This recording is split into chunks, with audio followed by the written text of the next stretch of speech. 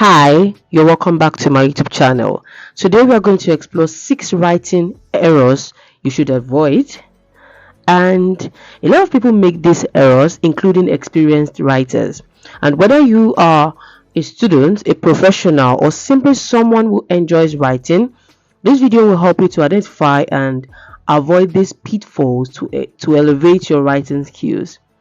Hi, I'm Samantha Lazarus, and I have been passionate about writing for as long as I can remember. I started writing at the age of 11. Yes, I started teaching at the age of 8. I started writing at the age of 11. And over the years, I have learned a lot about the craft, including the common errors that can hinder our ability to communicate effectively through writing. So, let's get right into it. Error 1. Grammar and spelling errors. Every writer, regardless of their experience level, has likely encountered and dreaded grammar or spelling errors, because these mistakes or these errors might seem minor, but they can have a significant impact on the overall quality of your writing. Imagine reading an article or essay filled with grammatical errors and misspelled words. It is distracting, isn't it? It can make the writer appear careless and unprofessional, and it can also hinder the reader's ability to understand the message. And when your readers do not understand your message, you'll fail to communicate effectively. And what is the essence of communication? The essence of communication is your readers understanding what you have said or what you have written. So grammar and spelling errors can also undermine your credibility as a writer. If your work or your write-up is full of errors, readers may question your expertise and knowledge of the subject matter. That is, they may question what you're writing about. They may question your understanding of what you're writing about. Do not undermine the essence of grammar in your write-up, and do not undermine the essence of spelling in your write-up. Kindly take note of these 2 aspects and work on them intentionally and meticulously anytime you're writing. So, how can you avoid these pesky errors? I have a few tips for you. The first tip is that you can use grammar checking tools.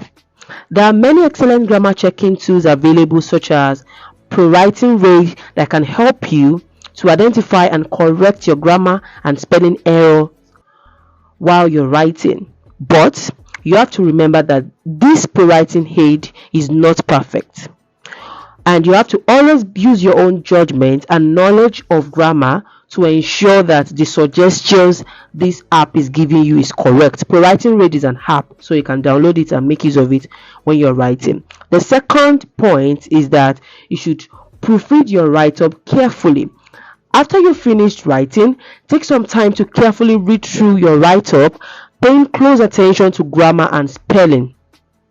It is often helpful to read your work aloud. Read it aloud, because when you do this, you will be able to catch your errors and the errors you might miss when you are reading silently. When you read silently, at times you may not take note of these errors, but when you read them aloud, you will be able to quickly notice the errors you have made.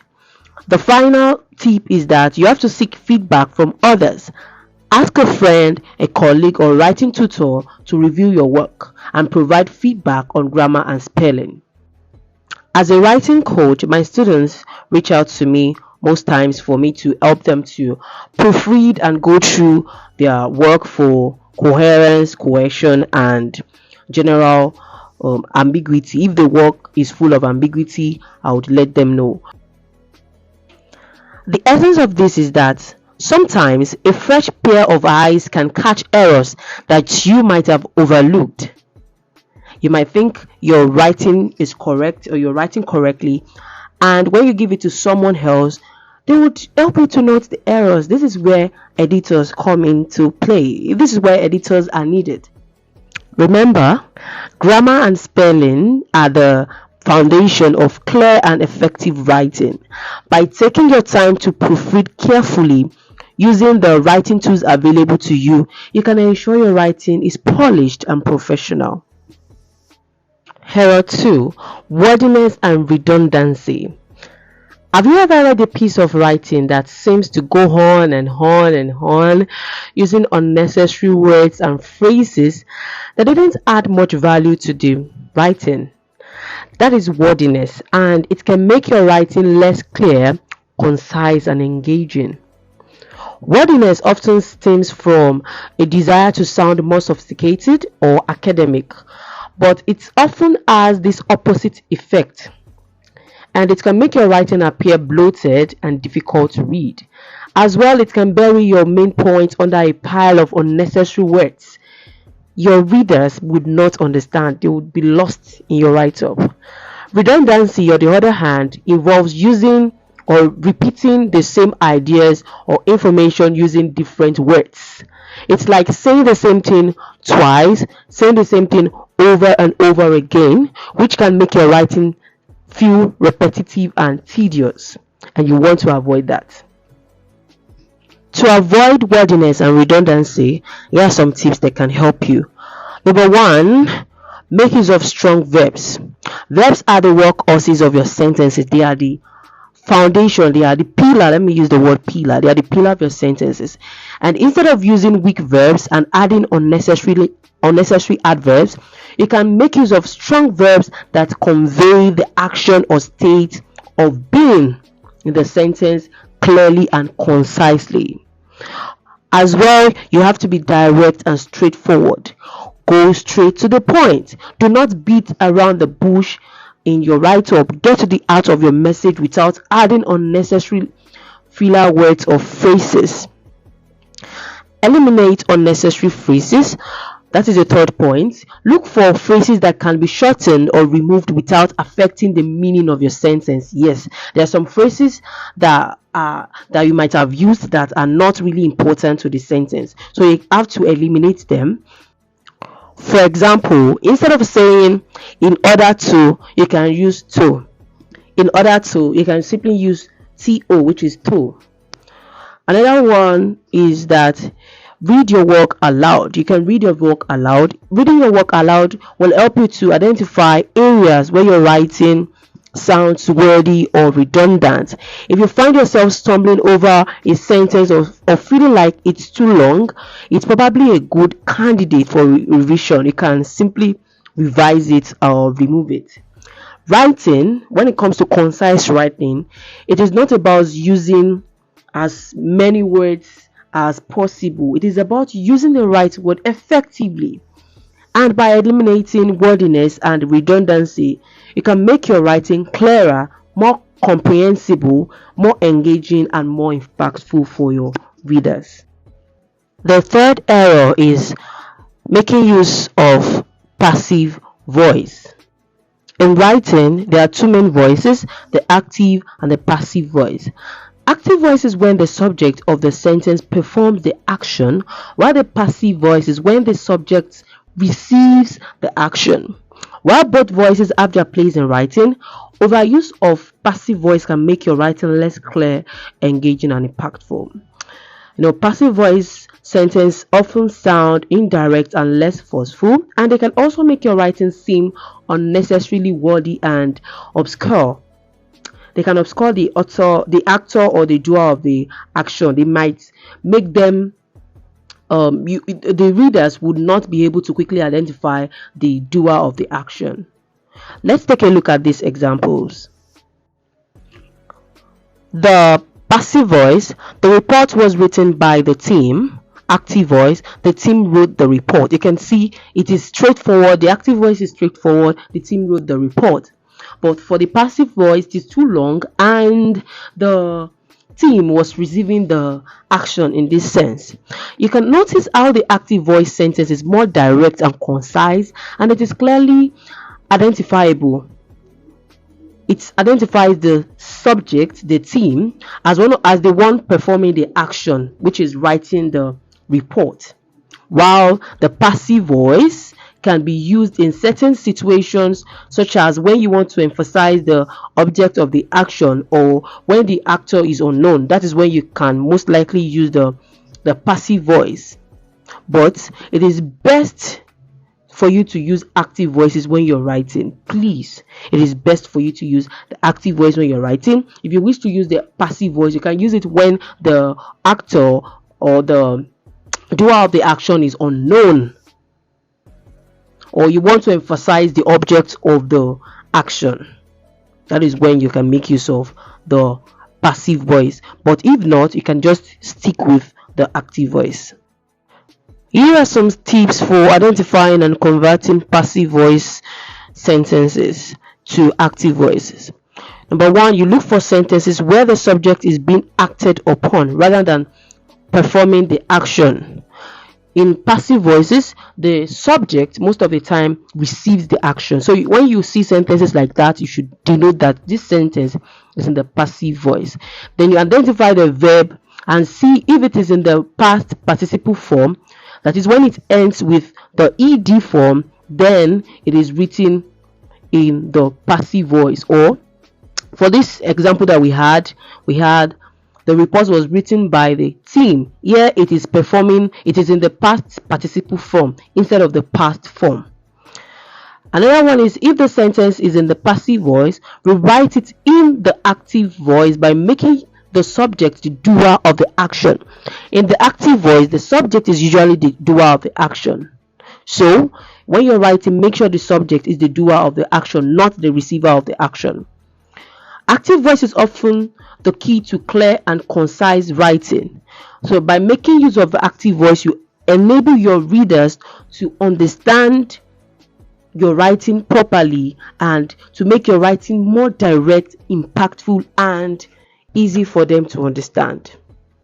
The fourth error is lack of clarity and organization. Clear and organized writing is essential for effective communication. If your writing is jumbled, if it is not clear enough, if it is jumbled, confusing, or it lacks a clear structure, your readers will struggle to follow your train of thought and grasp the message you're trying to convey. I have taught my students at the Scribe Excel Bootcamp how they can organize their thoughts, their writing, how they can structure and outline their writing. So I'm not going to really dive in deeply here. If you wish to understand this, if you wish to understand this better, you can register for my next Scribe Excel Bootcamp. Clarity and organization begins with having a clear understanding of your purpose and the main point you want to communicate. And once you have that foundation, you can then move on to structure your writing in a way that will guide your readers through your ideas logically and cohesively. Displayed on the screen are some tips for improving clarity and organization in your writing. The first one is use paragraphs effectively. Paragraphs are the building blocks of your writing. Each paragraph should focus on the single main idea and should be structured with a clear topic sentence, supporting details, and a concluding sentence. All these things displayed on the screen, I have taught my students at the Scribe Excel Bootcamp during our academic writing section, so you can join us to learn more.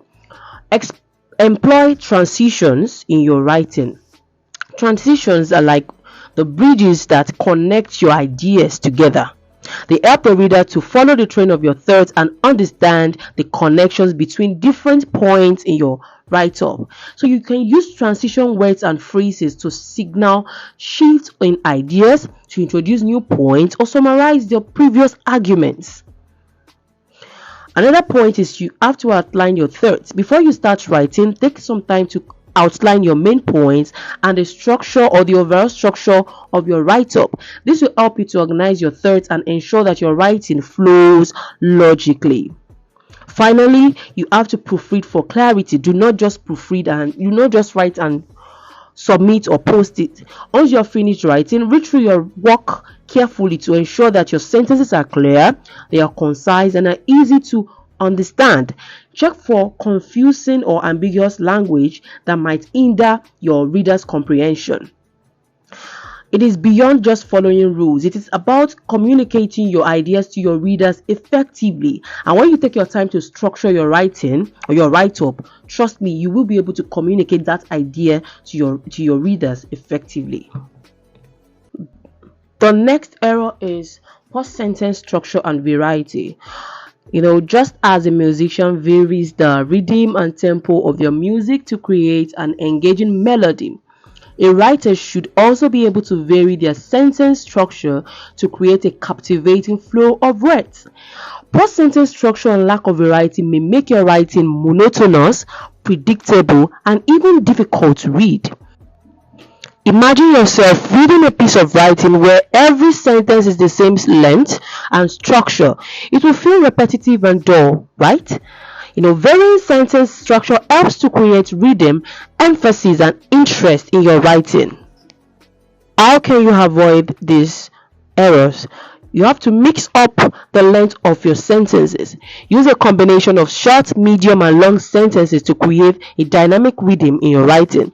Short sentences can add emphasis and make an impact, while longer sentences can provide more detail and explanation. Another point is use different sentences types. Use a variety of sentence types such as the simple, the compound, and complex sentences, which will help you to convey your thoughts. Simple sentences can convey straightforward ideas, while compound and complex sentences can allow you to express more complex thoughts and relationship between the ideas. The next point is be creative. Start your sentences in different ways. Don't always start your sentences with the subject. At times, I'm not saying you should make use of passive voice now. No, you can try using adverbial phrases, participial phrases, or dependent clauses to even start your sentences, and which will help you to add variety and interest, or which will help you to step up your writing. The final point under this is read your work aloud to check for ambiguity. Reading your work aloud can help you to identify areas where your sentence structure sounds repetitive or monotonous. When I say ambiguity, I mean it is not clear enough. If you find yourself stumbling over a sentence or feeling like it is too long or too short, it is important for you to revise it and find something to do through it. Sentence structure is not just about you following grammatical rules or creating a pleasing rhythm and flow in your writing. It helps you to make your writing more comprehensible, and it helps you to structure your write-up in a way that would compel your readers to read it.